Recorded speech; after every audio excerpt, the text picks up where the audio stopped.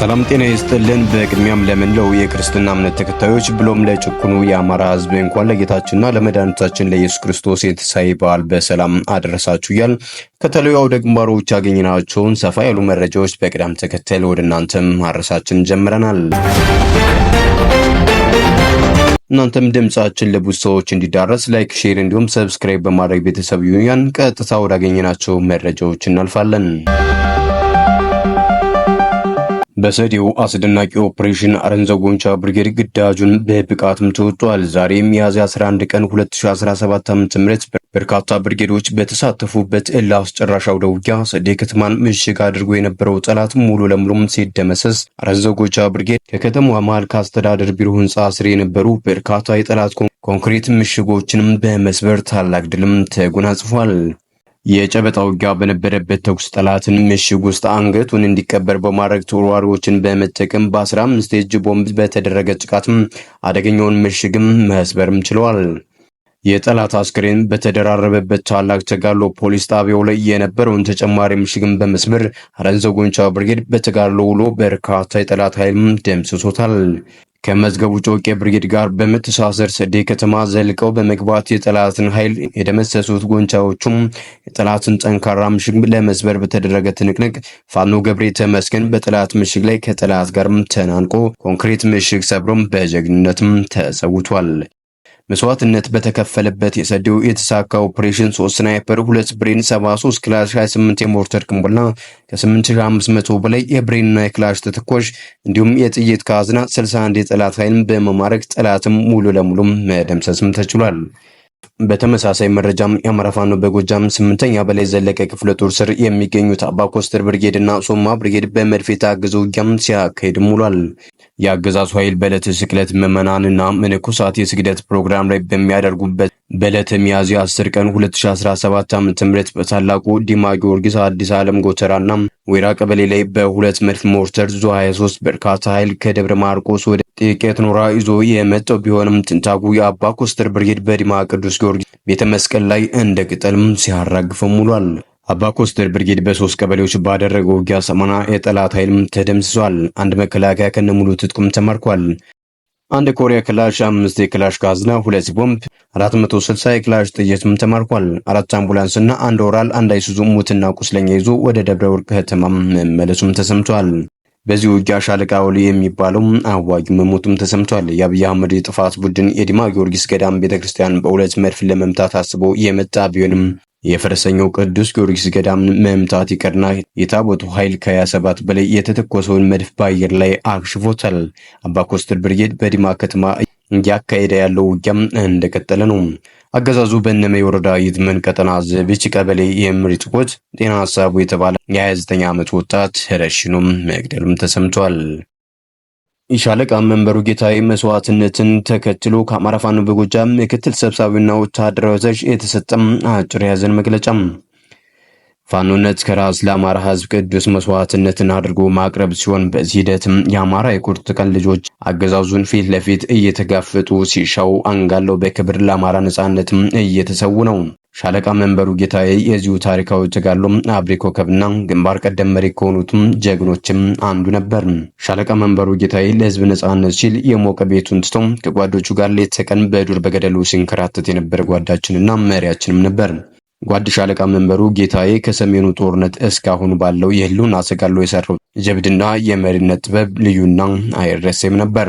ጓዳችን ሻለቃ መንበሩ የመብረቁ ተፈራ ብርጌድ አዛዥ ሆኖ ቀጠናው ላይ በእርሱ መሪነት ትላልቅ ጀብዶችን ሲፈጽም የቆየ ሲሆን በዚህም በሞጣ፣ በደጋዳሞት፣ በቆንጅ ቆለላ፣ በቡብኝ፣ በሰዴና በደብረ ኤልያስ ድረስ በተባለበት ቦታ ሁሉ ጦሩን ይዞ ጠላት ላይ ከባድ ኪሳራም ሲያደርስ የቆየ ሲሆን በዚህ ሂደትም ባስመዘገበው ድንቅ የመሪነት ጥበብ የግዙፉ የተፈራ ዳምጤ ክፍለ ጦር ሰብሳቢ ሆኖ በዘመቻ አንድነት በሞጣ፣ በቆንጅ ቆለላ፣ በዮኖሃ፣ በቢቦይ እንድጓዝ ሲሆን ትላልቅ ጀብዶችን የሰራ ሲሆን ለአብነት ቢቦይ እንድጓዝ ሲሆን ላይ በመራው የአንድ ቀን ኦፕሬሽን ከ96 በላይ ጠላትም ደምስሶ ምርኮኛና ቁስለኛውን በየአይነቱ ያደራረበም ጀግና ነበር።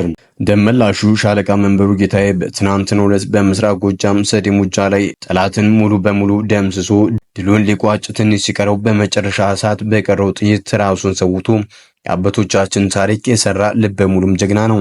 መላው ሰራዊታችንን፣ ህዝባችንንና የትግላችን ደጋፊ በሙሉ በጓዳችን ሻለቃ መንበሩ ጌታዬና በተጨፈጨፉ ንጹሃን ስም ለምናወጀው ዘመቻ ወትሮም ዝግጁነታችሁ አጠናክራችሁ ትዕዛዝ እስክትሰጡ ድረስ በተጠንቀቅ እንድትቆሙም ጥሪም አስተላልፋለሁ ሲልም መልእክቱንም አድርሶናል። አገዛዙ በንጹሃኖች ላይ የሚወሰደውን ያላባራ ጥቃት ፋኖ እየወሰደ የሚገኘው አጸፋዊ እርምጃም እንደቀጠለ ነው። የብልጽግና ቡድን ከቤታቸው ደጃፍ ተሰብስበው ሲጫወቱ በነበሩ ህጻናት የሕማማት ስግደትን ሰግደው ሲመለሱ በነበሩ የክርስትና ሃይማኖት ተከታይ ምዕመናንና የደቦ ስራ ላይ በነበሩ ነዋሪዎች ላይ የሰው አልባ አውሮፕላን ጥቃት በማካሄድም የጅምላ ፍጅትን ፈጽሟል። በሟቾቹ መቃብር ላይ ዛፍ ተክላለሁ በሚል የሚዘባበተው አብይ አህመድና አጋፋሪዎቹ በጎጃም የፈጇቸውንም ንጹሃንንም ታጣቂዎች ናቸው በሚል ዘመቻም ከፍተዋል። የአማራ ንጹሃን አስከሬን የሚዘባበተውና በየሚዲያው ጸያፍ ሀሳቦችን መሰንዘር የገቢ ምንጩ የሆነው የብልጽግና ቡድን ዲጂታል ሚዲያ ሰራዊት በጎጃም ገደማ ከተማ በአንድ ጀንበር ያለቁ ንጹሃንን በስልጠና ላይ የነበሩ ታጣቂዎች ናቸው ሲልም እየተዘባበተም ይገኛል።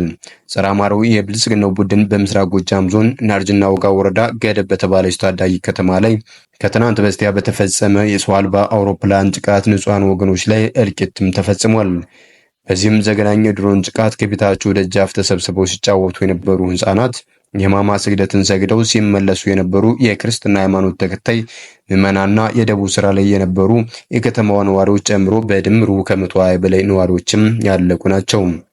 በሚሞቱ ሰዎች መቃብር ላይ ዛፍ ተክላለሁ በሚል የሚዘባበቱ አብይ አህመድ በእናቱ ዳንኤል ክብረት ተረት ተረትና በመሰሎቻቸው ሆይታ ታጅቦ በአማራ ንጹሃን ላይ የሚያደርሰውን አሰቃቂ ግፍም ዛሬም ቀጥሏል። በሚሞተው አማራ ቁጥር ልክ ኮሚሽን የሚታሰብላቸው በአንድ ወቅት ጄኔራል ተፈራ ማሞ ትርፍ አንጀት ሲል የገለጻቸው ተመስገን ጥሩነህና አገኘው ተሻገር እንዲሁም በለጠ ሞላና ቢጤዎቻቸው በጎኖቻቸው እልቂት ዳንኪራም እየረገጡ ነው።